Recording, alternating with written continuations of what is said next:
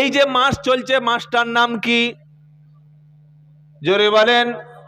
শাবান মাস। এর পরের মাসের নাম হলো রমজান, রজব, রমজান মাস। রমজান মাসে আমরা রোজা রাখি। শাবান মাসে নবী কি করতেন জানা থাকলে বলেন। 14 তারিখে শবে বরাত পালন করতেন। নবীজি হালুয়া খেতেন, রুটি খেতেন, আর কবরের কাছে গিয়ে ধূপবাতি জ্বালাতেন। 14ই শাবান শবে বরাতের রাতে নবীজি খাদিজাকে নিয়ে কবরস্থানে বাতি দিয়ে আসতেন, হালুয়া রুটি করে খেতেন আর আনন্দ করতেন, তাই তো নাকি? তাহলে হালুয়া এলো কোত্থেকে, রুটি এলো কোত্থেকে? এখনো বাংলার ঘরে ঘরে অনেক মুসলমানের মেয়েরা শবে বরাতের রাতে ধূপবাতি নিয়ে, মোমবাতি নিয়ে বাড়িতে বাড়িতে দেয়। জিজ্ঞাসা করলাম, নানি দিচ্ছ কেন? বললে, তোমরা মৌলবীরা কোরআন হাদিস পড়েছো কিন্তু মারেফত বোঝো না। আরে মারেফত হলো সেটা 14ই শাবান শবে বরাতের রাতে রুহুগুলো ঘরে ঘরে চলে আসে। কবর থেকে রুহুগুলো বেটা বেটির দেখতে আসে, নাতি নাতনির দেখতে আসে, পোতা পুতিকে দেখতে আসে। রুহ যদি এসে দেখে ঘরে আলো নাই, রুহ কেঁদে কেঁদে কবরে শুয়ে পড়বে। আর হালুয়া রুটি না দিলে কি রুহ খুশি হবে? সেজন্য ওদের জন্য হালুয়া রুটি করেছি, কবরস্থানের পাশে আলো জ্বালিয়েছি, আর ঘরটা মোমবাতি দিয়ে ভরে দিয়েছি। রুহ আসবে, দেখবে, গিয়ে শুয়ে পড়বে। জোরে বলুন সুবহানাল্লাহ। রুহ চলে গেলে ফিরে আসে, যে গেল সে গেল, ফিরে আর আসবে না। শবে বরাতের রাত্রে শাবান মাসের একটা আমল যেটা সুন্নাত দ্বারা প্রমাণিত। আম্মা জান আয়েশা সিদ্দিকা, ভাই মাইকের অপারেটর এখানে আছে? বক্সটা বাড়াও না ভাই, কোনো সাউন্ড হচ্ছে না।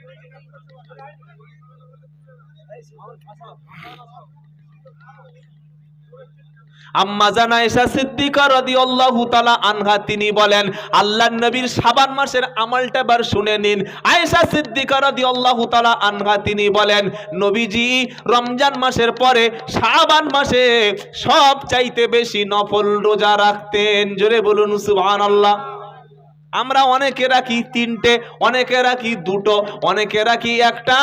আম্মা জান আয়েশা সিদ্দিকা রাদিয়াল্লাহু তাআলা আনহা তিনি বলেন, বিশ্বনবী শাবান মাস আসলে এত বেশি রোজা রাখতেন, আমরা ভাবতাম আরো মনে হয় তিনি রোজা ছাড়বেন না।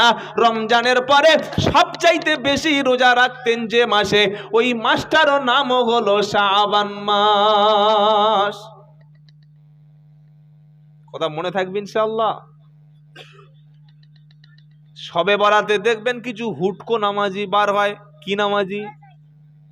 তাদের ধারণা এই মাসে নাকি, এই রাত্রে নাকি ভাগ্য লেখা হয়, এই রাত্রে নাকি রুজি বন্টন হয়, এই রাত্রে নাকি সুন্দরী বউ পাওয়া যায়, এই রাত্রে নাকি তকদির পাল্টে যায়, এই রাত্রে নাকি আল্লাহ কিছু চাকরির কিছু নতুন ফর্ম ফিল আপ করে ছেড়ে দেয়, এই রাত্রে নাকি কিছু মানুষের ভাগ্যটা খুলে যায়। আসল হাদিসে কি লেখা আছে? নবীজি বলেন, নিসফে শাবান 14ই শাবান দিবাগত রাত্রে আল্লাহ তাআলা পৃথিবীবাসীকে ক্ষমা করেন। যে ব্যক্তি হিংসা করে তার ক্ষমা করে না, আর মুশরিক শিরিককারীকে ছাড়া সবাইকে আল্লাহ ক্ষমা করে দেয়।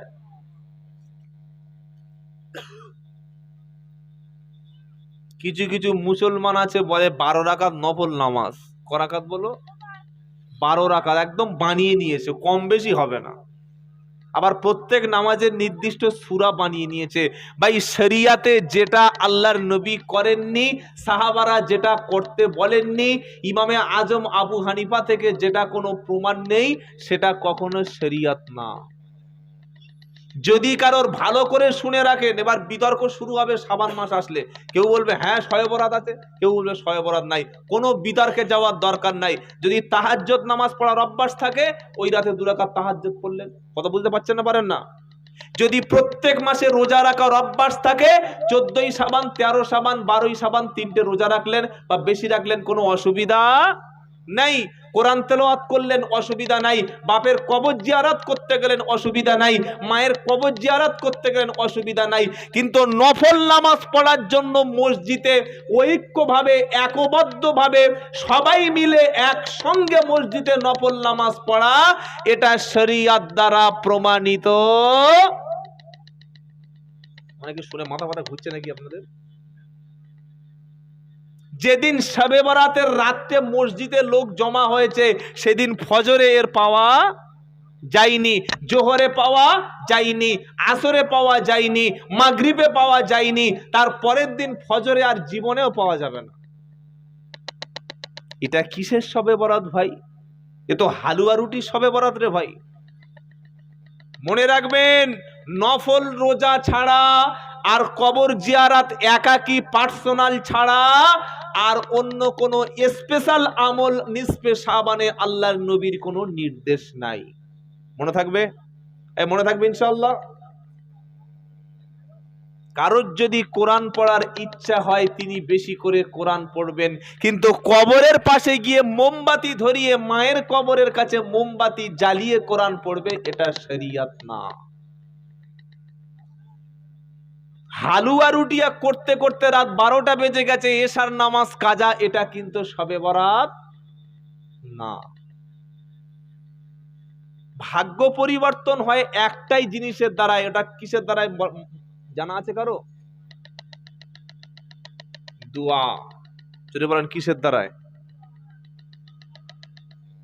বান্দা যখন দোয়া করে আল্লাহর কাছে, এই দোয়ার ওসিলায় আল্লাহ তাকদিরও পর্যন্ত পাল্টে দেয়। জোরে বলুন।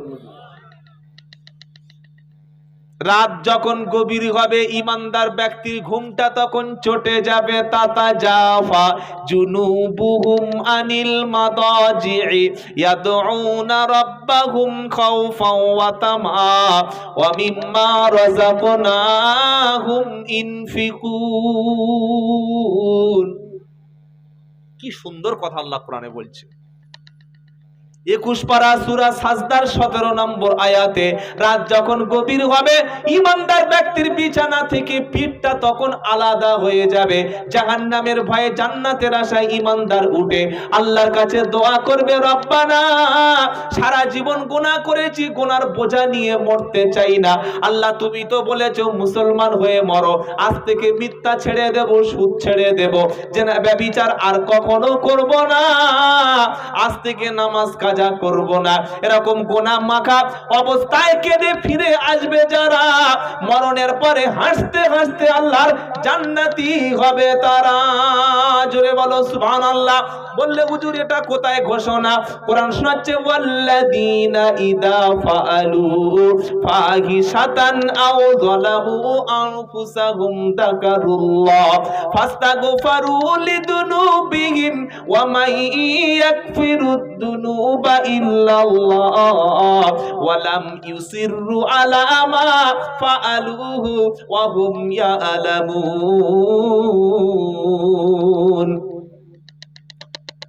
4 নম্বর পারা 6 নম্বর পৃষ্ঠা 3 নম্বর লাইনে 135 নম্বর আয়াত। হে মুসলমান শুনে রেখে দাও, ওয়াল্লাযীনা ইযা ফাআলু ফাহিশা, যদি কেউ কোনো অশ্লীল কাজ করে, খারাপ কাজ করে বসে, নোংরামি করে বসে, গুনাহ করে বসে, পাপ করে বসে, আল্লাহ বলছেন নাও যালামু আনফুসাহুম, অথবা নিজের নফসের উপরে যদি কেউ জুলুম করে, পাপ করার পরে যাকারুল্লাহ, সঙ্গে সঙ্গে আল্লাহর স্মরণ করবে, আল্লাহর জিকির করবে, আল্লাহর কথা ভাববে, আল্লাহর কথা তার মনে পড়ে যাবে, ফাস্তাগফারু লিযুনুবিহিম, অপরাধের জন্য, গুনার জন্য আল্লাহর কাছে ক্ষমা চাইবে।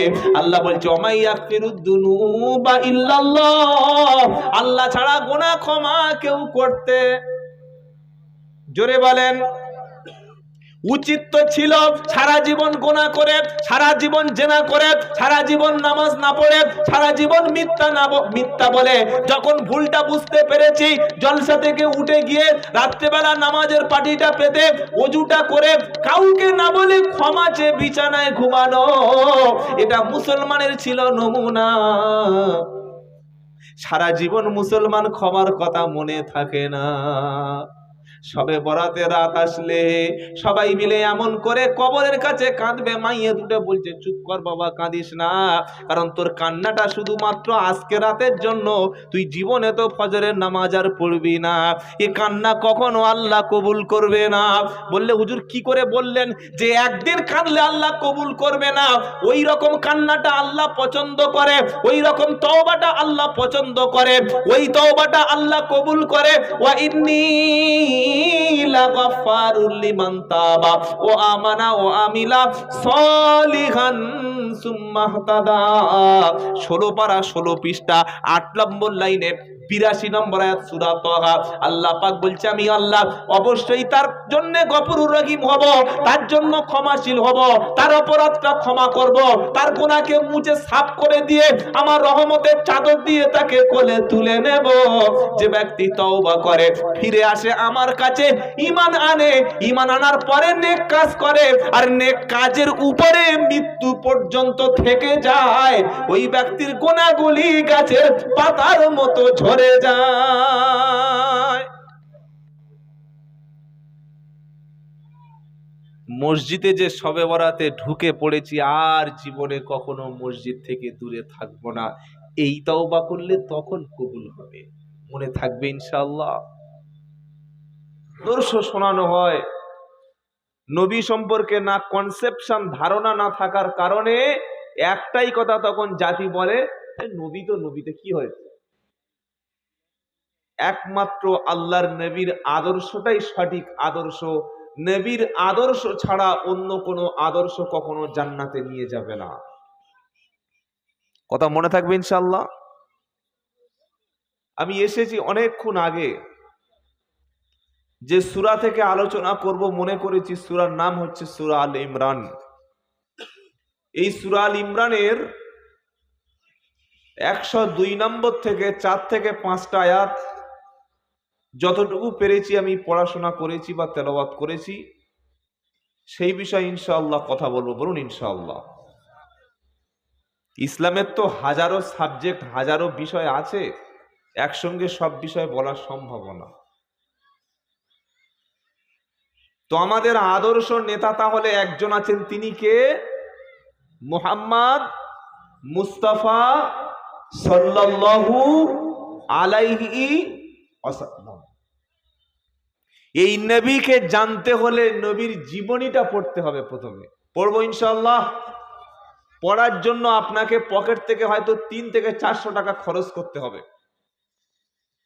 যখন আপনি নবীর জীবনী, আদর্শ, মুজিজা, তার মাক্কি জীবন, মাদানী জীবন, তার জিহাদের জজবা, তিনি জাতিকে কি দিয়ে গেছেন, তিনি ইসলামের জন্য কি করেছেন, তিনি বিশ্বকে কিভাবে পরিবর্তন করেছেন, এটা যখন আপনি জানবেন, যখন আপনি বুঝবেন, তখন আপনার মধ্যে রসুলের প্রতি, ইসলামের প্রতি, আল্লাহর প্রতি, ইমানের প্রতি আপনার আলাদা একটা জজবা তৈরি হবে। সুবহানাল্লাহ বলতে ইচ্ছা করলো না? আল্লাহ যেন আমাদের সবার নবীর আদর্শ মানার তৌফিক দান করেন, জোরে বলুন আমিন। কোরআনে একটা সূরা আছে, সূরার নাম হচ্ছে সূরা কলম। কি নাম বলেন? এই যে আমরা লিখি কি দিয়ে ভাই? কলম দিয়ে। কলম শব্দটা হচ্ছে আরবি শব্দ। ইংলিশতে বললে কি হবে? পেন। বাংলাতে কি হবে? যারা বাংলায় অনার্স করেছেন সাহিত্যে, বলুন যে হ্যাঁ কলমের বাংলা আছে, বলুন দেখি। আছে? অনেক মানুষ আলেমদের টিটকারি করে, কোরআনকে ঘৃণার চোখে দেখে, এই ছেলেদের আরবি শেখো, কি লাভ আছে আরবি শিখিয়ে? আরবি শেখানোর লাভ নাই। কিন্তু আরবি শব্দটার মধ্যে পৃথিবীর সব ভাষার কিছু না কিছু ভাষা আছে। আপনি যদি বলেন আমি কলম শব্দ বলবো না, তাহলে বাংলা ভাষায় কলমের কি বলবেন? নাম বলুন। কিছু আছে? নাই। এই সূরা কলমের মধ্যে আল্লাহ তার হাবিবের মহত্ব, হাবিবের সম্মানটাকে আল্লাহ অনেক উচ্চ পর্যায়ে দিয়েছেন। বলুন সুবহানাল্লাহ। কি বলছেন আল্লাহ? নুন ওয়াল কলামি ওয়া মা ইয়াসতুরুন মা আনতা বিনি'মাতি রাব্বিকা বিমাজনুন। গোটা কোরআনুল কারীমের মধ্যে আল্লাহ 114টা সূরার মধ্যে প্রায় 29টা সূরার প্রথমে এমন কিছু বাক্য, এমন কিছু শব্দ উচ্চারণ করেছেন যেটার অর্থ একমাত্র আল্লাহ সুবহানাহু ওয়া তাআলা জানে, তার অর্থ পৃথিবীর কোনো মানুষকে তিনি জানায় নাই। তার মধ্যে নুন একটা শব্দ। আল্লাহ পাক কলমের কসম করছে, নুন ওয়াল কলামি ওয়া মা ইয়াসতুরুন। সুবহানাল্লাহ। কিসের কসম করছেন আল্লাহ? কলমের। ওই কলম যা লেখে, যা দ্বারা লেখা হয়, যা দ্বারা লিপিবদ্ধ করা হয়। মুফাসসিরিনরা লিখেছেন আল্লাহ সুবহানাহু ওয়া তাআলা সর্বপ্রথম সৃষ্টি করলেন কলম। সুবহানাল্লাহ। কি সৃষ্টি করলেন? কলম। কলমকে সৃষ্টি করার পর আল্লাহ বলছে লেখো। কে বলছেন? আল্লাহ। লিখো, লেখা শুরু করো। কলম বলছে রব্বানা, এখন আমি কি লিখবো? আল্লাহ পাক বলছে, আল্লাহ বললেন কলম রে, মানুষের তাকদীর, ভাগ্য, সারা জীবন সে কি খাবে, সে কি করবে, তার পুরো ব্যাপারটা, পুরো ভাগ্যটা, পৃথিবীর শুরু থেকে শেষ পর্যন্ত সব কিছু তুমি লিখে রাখো, লিপিবদ্ধ করে রাখো। কলমের দায়িত্ব শেষ। কলমের দায়িত্ব লেখা হয়ে গেছে। জন্মের 50,000 বছর আগে, রুহের জগতের 50,000 বছর আগে লেখা হয়ে গেছে। এরপরে আল্লাহ পাক বলছে নবীকে, ওয়া ইন্নাকা লাআলা ওয়া ইন্নুনাল কলামি ওয়া মা ইয়াসতুরুন মা আনতা বিনি'মাতি রাব্বিকা বিমাজনুন। নবী, আপনার রবের দয়া হলো, অনুগ্রহে আপনি কিন্তু পাগল নন। আচ্ছা, কলমের সঙ্গে পাগলের কি সম্পর্ক আছে? কিছু বুঝতে পারছেন বাবা? আল্লাহ বলছেন কলম সৃষ্টি করলাম, কলম লিখতে শুরু করলো, কলম যা কিছু লেখে, এটার সঙ্গে পাগলের সম্পর্ক কি? এই পাগলের সম্পর্কটা জানতে হলে সূরা আল হিজর পড়তে হবে। নবী মুহাম্মদ সাল্লাল্লাহু আলাইহি সাল্লামের জীবনের সবচাইতে বড় মুজিজা ছিল কোরআন। কোরআন শুনে মানুষগুলি সবাই হেদায়েত হতে শুরু করলো। জোরে বলুন। মক্কার কুরাইশরা যখন কোরআন শুনল, সত্যটাকে মেনে নিয়ে তারা যখন হেদায়েত পেতে শুরু করলো, যে সমস্ত কুফফারে কুরাইশরা তারা নবীর বিরুদ্ধে ঘৃণা ছড়াচ্ছিল, নবীর বিরুদ্ধে দুর্নাম বদনাম ছড়াচ্ছিল, আজও পর্যন্ত বাংলার জমিনে হাক্কানি ওলামা যারা, হাক্কানি দল যারা, যারা কোরআন সুন্নাহ অনুযায়ী চলে, তাদের বিরুদ্ধে মিথ্যা অনেক প্রোপাগান্ডা, অনেক ভণ্ডামির জায়গা থেকে ছড়িয়ে দেয়। কথা মনে থাকবে ইনশাআল্লাহ। মক্কার জমিনে যখন নবীর কাছে পেরে উঠলো না, তখন নবী সাল্লাল্লাহু আলাইহি সাল্লামের বিরুদ্ধে বলা হলো, ওয়াকালু ইয়া আইয়ুহাল্লাযী নুজ্জিলা আলাইহি যিকরু ইন্নাকা লামাজনুন। এটা 14 পারা প্রথম পৃষ্ঠা 6 নম্বর আয়াতে পেয়ে যাবেন। আল্লাহ পাক শুনিয়ে দিচ্ছে, তারা বলল যার উপরে কোরআন নাজিল হয়েছে, আল্লাহ যার উপরে কোরআন পাঠিয়েছে, ও একটা পাগল। আপনাদের মসজিদের ইমাম সাহেব এখানে আছে না নাই? জোরে বলেন। আছে না? মসজিদের ইমাম সাহেবের বিরুদ্ধে সেক্রেটারি সাহেব যদি বলে একটা পাগল, ক্যাশিয়ার যদি বলে দেয় একটা পাগল, মসজিদের অধিকাংশ মুসাল্লি যদি বলে পাগল, পাড়ার মেয়েরা কি বলবে? ছাগল। কি বলবে? সেক্রেটারি যখন বলছে পাগল, পাড়ার মেয়েরা বলে পাগল ছাগলের কথা বাদ বলবে না? পাগল ছাগল বলে না, বলে না? এটা হচ্ছে অনুকার শব্দ, বাংলা গ্রামার অনুযায়ী অনুকার শব্দ। গামচা টামচা লোক বলে না, কথা বলে না, বলে কি না? গামচা টামচা, মানুষ টানুষ, পাগল ছাগল বলে না, রাস্তা ফাস্তা, এই কোথায় গিয়েছিলিস ভাই, টাইমের ফাইমের ঠিক নেই, উল্টো পাল্টা শব্দ বলে না, বলে না? ইমাম সাহেবকে যখন পাগল বলা হবে তার সম্মান বাড়বে, জোরে বলেন, তার মর্যাদা বাড়বে, তার বেতন বাড়বে, মুরগির মাথা তার পাতে আর দেবে, তার পিছনে মানুষের ঘৃণা জন্মে যাবে। অধিকাংশ মানুষ বলবে পাগলের উপরে শরিয়াতের কোনো হুকুম নাই, আর পাগলের পিছনে নামাজ পড়ার দরকার, জোরে বলেন নাই। এখন নবীজিকে পাগল বলে সমাজে কাফের কুরাইশরা তারা নবীর বিরুদ্ধে মিথ্যা অভিযোগ দিতে শুরু করলো।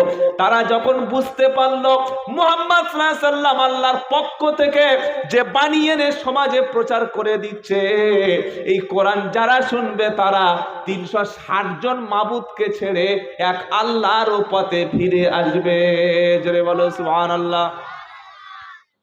ভাই, কোরআন যাদের কাছে থাকে তারা কখনো অন্যান্য রবের কাছে যায় না।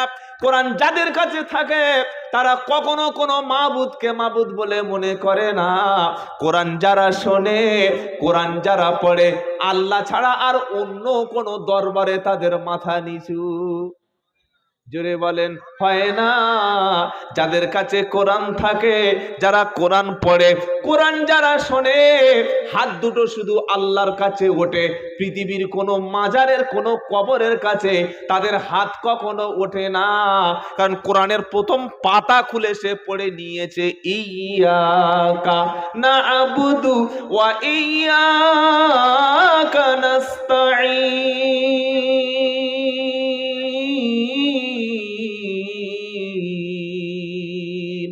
এটা মুখস্থ আছে না নাই? বলেন না। কোরআনের প্রথম পেজটা যদি খোলেন, এটা লেখা আছে না নাই? চোখে আঙ্গুল দিয়ে আল্লাহ বলছে কোরআন পড়, ভালো হবে।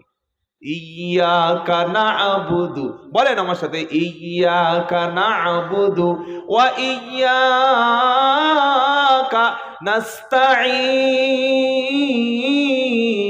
নাস্তাঈন।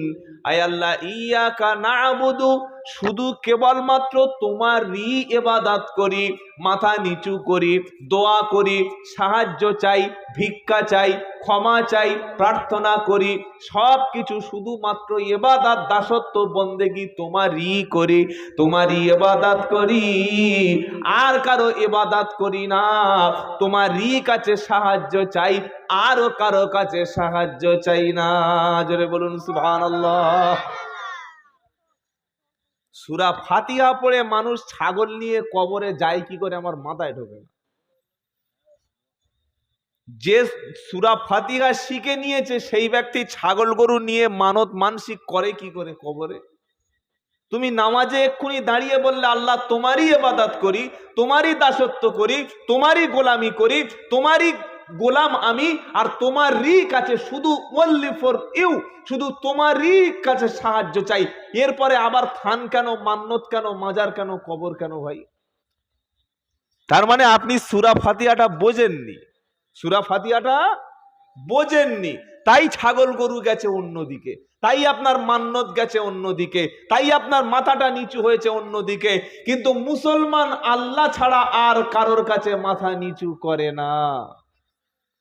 নবীজি যখন জাতির কাছে কোরআন তুলে দিল, যারা আল্লাহর নবীর কাছে ইসলাম গ্রহণ করলো, তাদের মাথা যখন নিচু হচ্ছিল আল্লাহর কাছে, কুরাইশরা তখন ভাবতে শুরু করলো, সবাই যদি আল্লাহর কাছে মাথা নিচু করে, তাদের জানমাল যদি আল্লাহর জন্য ব্যয় করে, তাহলে আমাদের 360টা চলবে কিভাবে? 360 মানে বুঝতে পারছেন কোথায় ছিল? কাবা শরীফের মধ্যে, একটা দুটো নয়, 360। ছেলে খেলা ব্যাপার নাকি? আপনি কড়ার বিরুদ্ধে লড়বেন ভাই? তাদের যখন মাথা খারাপ হয়ে গেল, সবাই যদি ইসলাম গ্রহণ করে, সবাই যদি এক আল্লাহর ইবাদত করে, এগুলি চলবে কি করে? এগুলির কাছে মাথা নিচু করবে কারা? সাহায্য আসবে কোত্থেকে? নবীর বিরুদ্ধে সর্বপ্রথম মিথ্যা প্রোপাগান্ডা শুরু করলো। নবীকে অপমান করার জন্য, ছোট করার জন্যে নবীর বিরুদ্ধে মিথ্যা অভিযোগ প্রথমে আল্লাহ বলল, ইয়া আইয়ুহাল্লাযী নুজ্জিলা আলাইহি যিকরু। এখানে কোরআনকে জিকির বোঝানো হয়েছে। কি বোঝানো হয়েছে বলেন? জিকির মানে হচ্ছে কোরআন। এর পরের আয়াতে আবার আছে 9 নম্বর আয়াতে কি বলছে? ওয়াকালু ইয়া আইয়ুহাল্লাযী নুজ্জিলা আলাইহি যিকরু ইন্নাকা লামাজনুন। তারা বলল, যার উপরে কোরআন এসেছে ও একটা পাগল, ও একটা, নাউযুবিল্লাহি মিন যালিক। আল্লাহর নবীকে পাগল বলা হয়েছে। আল্লাহ জবাব দেবে না দেবে না? এই বলেন না। নবীর বিরুদ্ধে গালি দিলে আমার কি? আমি তো সুখে আছি, আমি তো খাচ্ছি ঘুমাচ্ছি। কিন্তু আল্লাহ তার রসুলের বিরুদ্ধে, রসুল করিম সাল্লাল্লাহু আলাইহি সাল্লামের বিরুদ্ধে যখন কোনো কাফের কিংবা কুরাইশ, কোনো মুশরিক মিথ্যা অভিযোগ এনেছে, আল্লাহ সাথে সাথে এই জবাবটা কোরআনের অন্য এক জায়গায় দিয়েছেন। বলুন সুবহানাল্লাহ। তারা যেমন নবীকে পাগল বলছে, এটা কোরআনে তুলে দিয়েছে। আর নবী যে পাগল নন, নবী যে বারহাক আল্লাহর সত্য নবী, এর জবাবটা আল্লাহ দিয়েও কোরআনে কোট করেছে। তারা দাবি করলো কোথায়? সূরা হিজরের মধ্যে যে নবী পাগল, আর জবাব দিচ্ছেন আল্লাহ কোথায়? সূরা কলমের মধ্যে। ওয়া ইন্নাকা আল্লাহ পাক শোনাচ্ছে, নুনুল কলামি ওয়া মা ইয়াসতুরুন মা আনতা বিনিমাতি রাব্বিকা বিমাজনুন। আপনার রবের দয়ায়, রবের অনুগ্রহে আপনি কখনো পাগল নন। তাহলে এটা কি? পাগল যদি না হন তাহলে কি? এইবার নবী সম্পর্কে আল্লাহ পাক আরেকটু পরে গিয়ে বলছে, ওয়া ইন্নাকা লালা খুলুকিন আযীম। নবী আপনি মহান চরিত্রের উপরে প্রতিষ্ঠিত।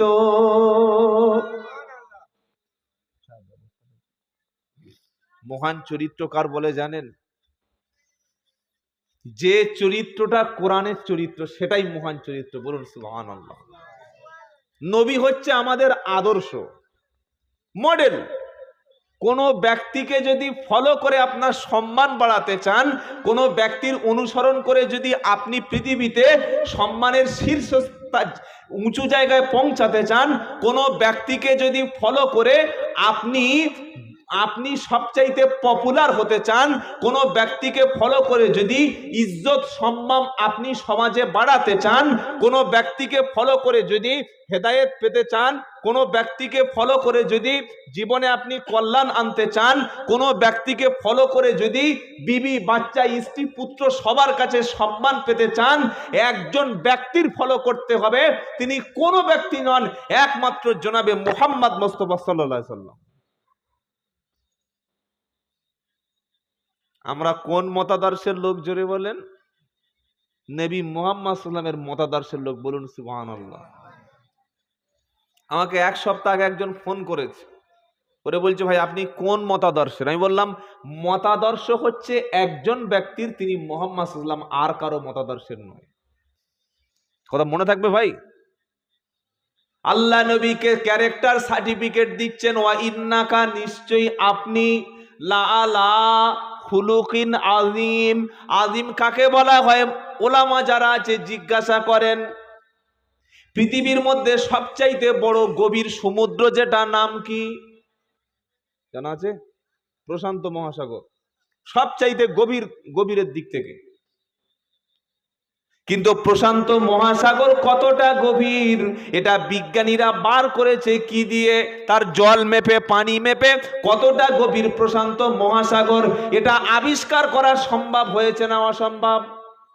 জোরে বলেন। প্রশান্ত মহাসাগরের পানি কত আছে, এটা তলদেশে মেপে শেষ করা যাবে, কিন্তু আল্লাহর নবীর চরিত্রটা কত মহান, ওটা কখনো মেপে শেষ করা যাবে না। পৃথিবীর জমিনে সবচাইতে উঁচু একটা পর্বত আছে, তার নাম হলো মাউন্ট, বলেন না, এভারেস্ট। 8,848 মিটার যার উচ্চতা। এই মাউন্ট এভারেস্ট সবচাইতে বড় উচ্চ পর্বত। এই মাউন্ট এভারেস্ট যতটা না উঁচু, বিশ্ব নবীর সম্মান মর্যাদা মাউন্ট এভারেস্টের চাইতে বিশ্বের মানুষের কাছে, নবী উম্মতের কাছে কোটি কোটি গুণ বেশি। আযীম, মহান। মাউন্ট এভারেস্ট জয় করা যাবে, কিন্তু নবীর চরিত্র কখনো সেই ধারে কাছে কারোর পৌঁছানো সম্ভব নয়। সুবহানাল্লাহ। আযীম, খুলুকিন আযীম। আহসানুল খলক কাকে বলা হয়? এবার নবীর স্ত্রীকে জিজ্ঞাসা করছে, বলো নবীর চরিত্র কার জিজ্ঞাসা করছে? নবীর স্ত্রীকে। আম্মা জান আয়েশা সিদ্দিকা রাদিয়াল্লাহু তাআলা আনহা তার কাছে গিয়ে কয়েকজন মহিলা জিজ্ঞাসা করছেন, নবীর চরিত্রটা বলুন, নবীর আদর্শ কেমন, নবীর আখলাকটা কেমন। আম্মা জান আয়েশা সিদ্দিকা রাদিয়াল্লাহু তাআলা আনহা তিনি বলছেন, তোমরা কি কোরআন পড়ো নাই? কোরআন পড়েছো? তারা বললেন, হ্যাঁ। তো কোরআন যদি পড়ে থাকো, নবীর আদর্শ কেন জানতে এসেছো? 30 পারা কোরআন, যেটা নবীর 23 বছরের নবুয়তের জিন্দেগি, সেটা আমার নবীজি হলেন জীবন্ত কোরআনের কপি।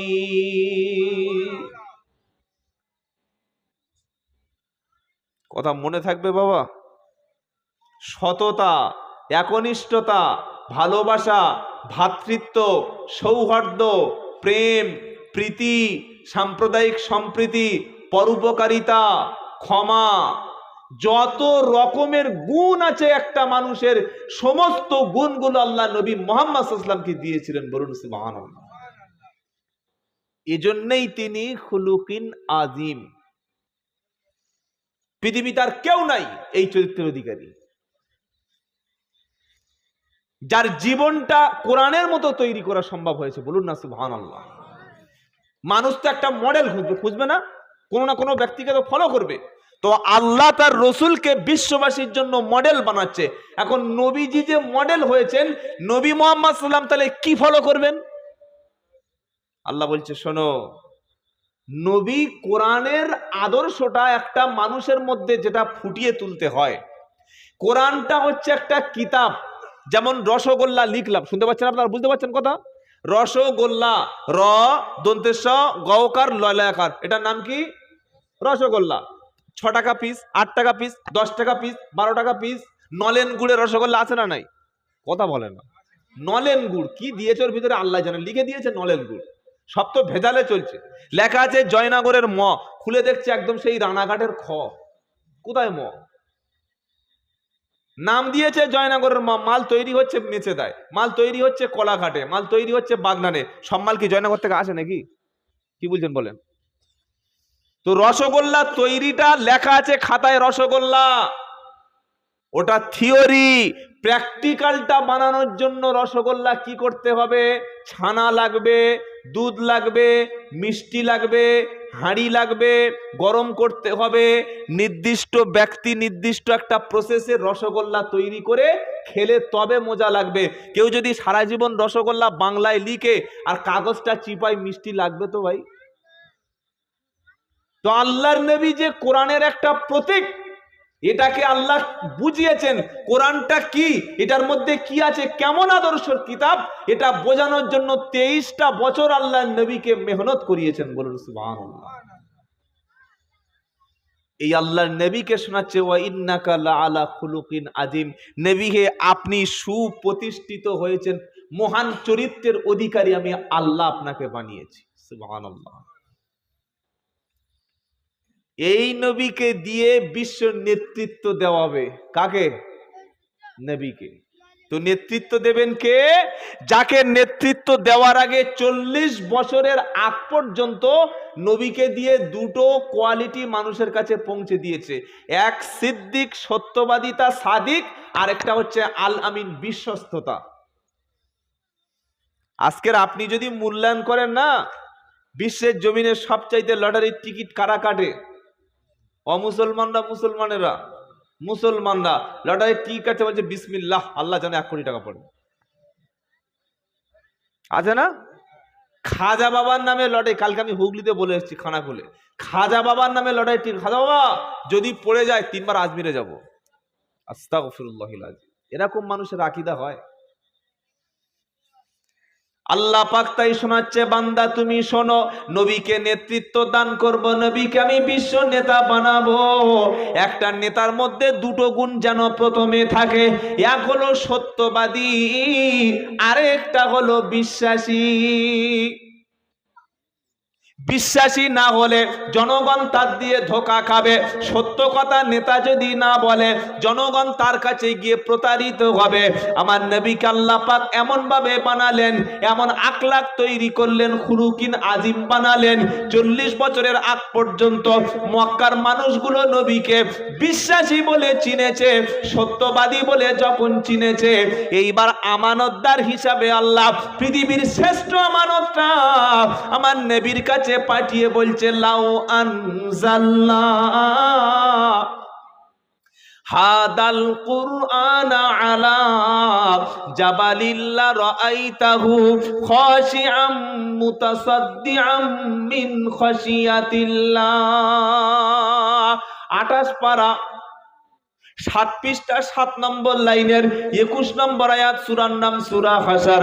আমার আল্লাহ পাক শোনাচ্ছে, যদি আমি কিতাবকে কালামুল্লাহকে মানুষের উপরে নাজিল না করে যদি কোনো পাহাড় পর্বতের উপর নাজিল করতাম, আমার কোরআনের মুজিজা, কোরআনের তাজাল্লি, কোরআনের জাজবাটা, কোরআনের পাওয়ার ক্ষমতা কখনো পাহাড় ধারণ করতে পারত না। সুবহানাল্লাহ বলতে ইচ্ছা করে না?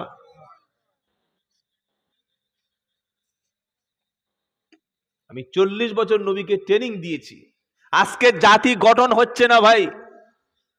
জাতিকে ট্রেনিং দাও, জাতিকে ট্রেনিং দিতে হবে মসজিদে, মসজিদ ভিত্তিক সমাজ পরিচালনা করা দরকার।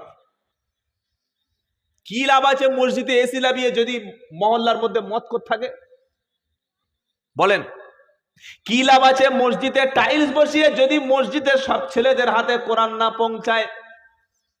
কি লাভ আছে মসজিদে 1,40,000 20,000 টাকা দিয়ে পাথর বিছিয়ে যদি মানুষের অন্তরের মধ্যে হিংসা বিদ্বেষ দূর না হয়? কিছু বুঝতে পারছেন? কি লাভ আছে মসজিদের মধ্যে দামি কার্পেট বিছিয়ে যদি ছেলেদের হাতে কোরআনের বদলে স্মার্টফোন চলে আসে, আর প্রত্যেক স্মার্টফোনের মধ্যে যদি অনলাইনে গেমে আসক্ত হয়ে যায়? জানেন ছোট্ট ছোট্ট বাচ্চারা, 12 বছর 13 বছরের বাচ্চাগুলি 2:30টা 3টে 4টে পর্যন্ত অনলাইনে গেম খেলে। খবর আছে আপনার কাছে? সবার কাছে খবর নাই। বাপ কাজ করে সারাদিন এসে শুয়ে পড়ে নাকে তেল দিয়ে ঘুমোচ্ছে, ওদিকে ছেলেরা 3টে পর্যন্ত ফ্রি ফায়ার খেলছে। ছোট্ট ছোট্ট ছেলেগুলি চোখের সামনে ধ্বংস হয়ে যাচ্ছে। এটাকে জলসা দিয়ে রোকা যাবে না ভাই, এটাকে জীবনে কখনো অন্য কোনো পদ্ধতিতে রোকা যাবে না। একটাই পদ্ধতিতে রোকা যাবে, যতক্ষণ এদের হাতে আপনি কোরআন না তুলে দেবেন, যতক্ষণ এদেরকে মসজিদমুখী না করবেন, মক্তবমুখী না করবেন, এদেরকে আল্লাহর ঘরে এনে প্রাথমিকভাবে যে মক্তবের ট্রেনিং, মাদ্রাসার ট্রেনিং যখন এদের হাতে আসবে, আর পৃথিবীর কোন রাস্তা এদেরকে কখনো গোমরাহি বানাতে পারবে না। বলুন সুবহানাল্লাহ। আপনি ছেলের হাতে কোরআন তুলে দেননি, মোবাইল তুলে দিয়েছেন, আপনি আপনার ছেলের বড় শত্রু হয়ে গেছেন, আপনি ছেলেকে ধ্বংস করে দিয়েছেন। জাতির বিবেক কোন জায়গায়? 14 বছরের ছেলে বলছে, আব্বা মোবাইল না কিনে দিলে আমি পড়াশোনা করবো না। এই বলছে না, বলছে বাবা ঠিক আছে দাঁড়া। খেটে খুঁটে পরিশ্রম করে হাড় পিটুনি খেটে 14,000 টাকা দিয়ে ছেলের হাতে মোবাইল তুলে দিল। যখন মোবাইল উঠে গেল তখন হাত থেকে বই পড়ে গেল, কোরআন সরে গেল, মসজিদ থেকে দূরে সরে গেল, আলেম ওলামা দিনের দায়ীদের সঙ্গে দূরত্ব তৈরি হয়ে গেল। এইবার মদখোর, চুল্লুখোর, গাঁজাখোর, ফ্রি ফায়ার খোর, পাবজি খোর, সিওসি খোর, বেনামাজি, দাঁড়িয়ে পেচ্ছাপ করে, রাত জেগে সারা রাত বিভিন্ন জায়গায় বাঁশ বাগানে ঘোরে, অবৈধ নারী, তাদের সঙ্গে পুরো সমাজটা একদম পুরো মিশে গেছে।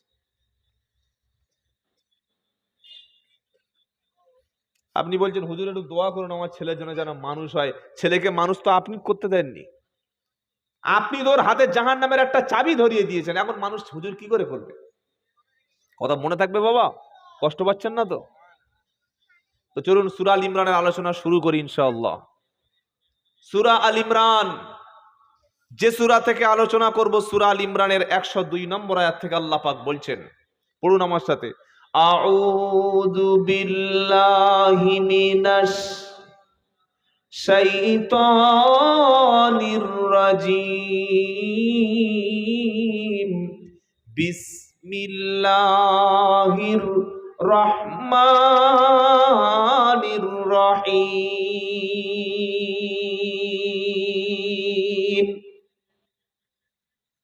এবার যে আয়াতটা তেলাওয়াত করব ইনশাআল্লাহ, আল্লাহ যদি বলায়, এই আয়াতটা অনেকবার আপনারা শুনেছেন, দেখেন মনে পড়ে কিনা। ইয়া আইয়ুহাল্লাযীনা আমানুত্তাকুল্লাহা হাক্কা তুকাতিহি ওয়া লা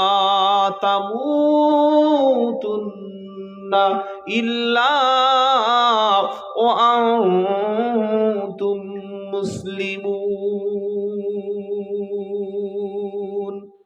এত শোনা লাগছে? একদম চতুর্থ পারা দ্বিতীয় পৃষ্ঠার দ্বিতীয় লাইন যদি কোরআন খোলেন, সূরার নাম আল ইমরানে পেয়ে যাবেন।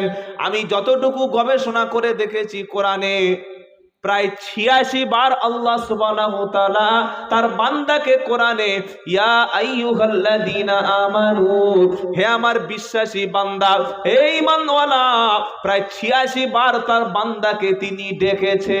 জোরে বলো সুবহানাল্লাহ। আর যেখানে ঈমানদার বলে ডেকেছে, সেখানে বান্দাকে নতুন কিছু একটা শিখিয়েছে। যখন তার বান্দাকে ঈমানওয়ালা বলেছে, সেই জায়গায় কোনো না কোনো একটা সবক আল্লাহ সুবহানাহু ওয়া তাআলা শিখিয়েছে।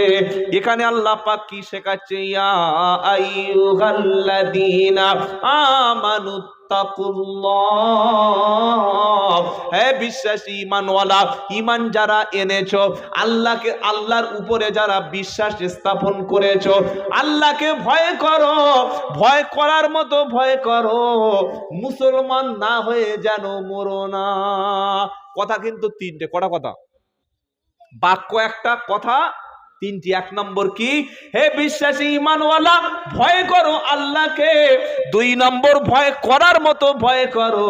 তিন নম্বর কথা হলো, মুসলমান না হয়ে যেন তুমি মরো না। তাহলে কটা কথা? তিনটি। বাক্য কটা? আয়াত কটা? একটা। কথা কটা? তিনটি। তিনটি কথা। একটা বাক্যের মধ্যে আল্লাহ তিনটি কথা বলছেন। ইয়া আইয়ুহাল্লাযীনা আমানুত্তাকুল্লাহা, হে বিশ্বাসী ঈমানওয়ালা। যখন আল্লাহ বললে ঈমানওয়ালা, আমরা সবাই বললাম ঈমানওয়ালা। সবাই ঈমানদার ইনশাআল্লাহ বলেন? আলহামদুলিল্লাহ আমরা ঈমানওয়ালা, বলেন না? ঈমানওয়ালা যেই বলেছে ঈমানওয়ালা, এইবার আল্লাহ বলছে তোরা শোনো, যদি ঈমান আনো তাহলে শোনো। যদি বলি আমি ঈমানদার না, তোমার জন্য কিন্তু জলসা না, তোমার জন্য নসিহত না, তোমার জন্য ওয়াজ না, তোমার জন্য হেদায়েত না, তোমার জন্য কিতাব না, তোমার জন্য কিছুই না, কারণ তোমার জন্য শুধু জাহান্নাম। কাফেরদের জন্য কি? কাফেরদের জন্য কি? ওয়াকুদুহান নাসু ওয়াল হিজারা উইদ্দাতু লিল কাফিরিন। অসংখ্য আয়াত রয়েছে যে কাফেরদের জন্য জাহান্নাম বানিয়েছি, শুধু কাফেরদের জন্য। জাহান্নামের জ্বালানি মানুষ এবং পাথর। শুনতে পেলেন? যদি আপনি বলেন আমি ঈমান এনেছি, আল্লাহকে বিশ্বাস করেছি, এ কথাটা যখন স্বীকৃতি দেবেন, অন্তর থেকে মেনে নেবেন, কাজে প্রমাণ করবেন, তখন জলসা আপনার জন্য কাজে লাগবে। কথা মনে থাকবে ইনশাআল্লাহ। জলসায় বসে হুজুর বলছে দরুদ পড়ো, ইয়া আইয়ুহাল্লাযীনা আমানু সাল্লু আলাইহি, কোথায় টান দিচ্ছে তার মানে নাই, ওয়াসাল্লিমু তাসলিমা। আল্লাহুম্মা, দাঁড়ান দাঁড়ান দাঁড়ান, ব্রেক নাই, ক্লাস নাই, চালিয়ে দিয়ে থামতে হবে তো বাবা। বাম্পার দেখুন কোথায় কি আছে। আল্লাহ বলছে ইয়া আইয়ুহাল্লাযীনা আমানু, হে বিশ্বাসী ঈমানওয়ালা, সাল্লু আলাইহি। ঈমানওয়ালার জন্য দরুদ, বেঈমানের জন্য দরুদ না। যে লোকটা ফজর থেকে এশা পর্যন্ত নামাজ পড়ে না, যে লোকটা তার বিবিকে লোন অফিসারের কাছে পাঠিয়েছে, যে লোকটা নিজের মায়ের পেটের ভাইয়ের সঙ্গে কথা বলে না, যে লোকটা বৃদ্ধ পিতামাতাকে খেতে দেয় না, যে ব্যক্তি আলেম ওলামাদের কোনো সম্পর্ক নাই, নাম রেখেছে মুসলমান, কাজটা ফেরাউনের খালাতো ভাই, নমরুদের মামাতো ভাই, এর উপরে আল্লাহ দরুদ পড়তে বলেছে? পাইকারি ভাবে সল্লু আলাইহি চালিয়ে দিয়েছি। দরুদ ইমানদারদের জন্য, বেঈমানের দরুদ না। কথা মনে থাকবে ইনশাআল্লাহ। তো আল্লাহ এখানে কাকে বলছেন ভয় করো? ইয়া আইয়ুহাল্লাযীনা আমানুত্তাকুল্লাহা, হে ঈমানওয়ালা আল্লাহকে ভয় করো।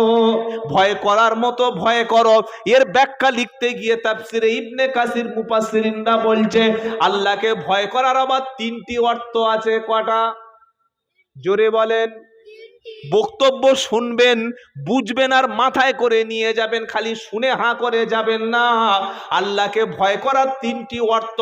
প্রথম অর্থ হলো আল্লাহর আনুগত্য করতে হবে প্রত্যেকটা ব্যাপারে। আল্লাহ যেটা নির্দেশ দিয়েছেন মাথা পেতে গোলামের মতো, চাকরের মতো, সার্ভেন্টের মতো, দাসের মতো মাথা পেতে মেনে নিতে হবে। আল্লাহর হুকুমের কখনো অবাধ্য করা যাবে না। সুবহানাল্লাহ। এবার বলেন।